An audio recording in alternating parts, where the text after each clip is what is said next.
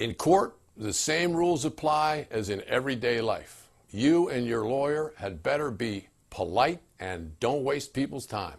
Hi, I'm Bob Bowie from Bowie & Jensen. We do business work and I do business trial work. Let me give you an example. We recently did a case in the U.S. District Court in Manhattan, and it was going to be long. It was going to go on for 6 to 7 weeks. The jury, you could see when they got in panel, was suffering from the start. So I made a decision. I knew that the lawyers in that case, there wasn't an argument that they didn't like. And so it was going to go on and on and on. And I decided I would go, and in the opening argument, I'd say, okay, look at me. This is what I'm going to make as a promise to you. I'm going to do this opening in 15 minutes and not a second more.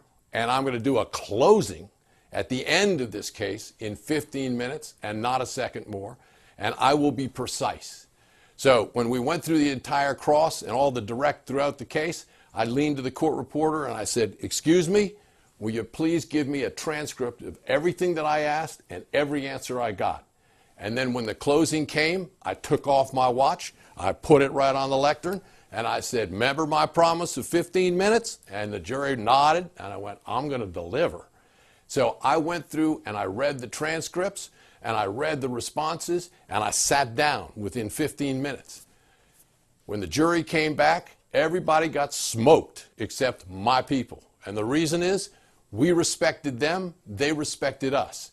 Same rules apply as in the street. Don't waste people's time, get to the subject, and do the job. Thank you very much.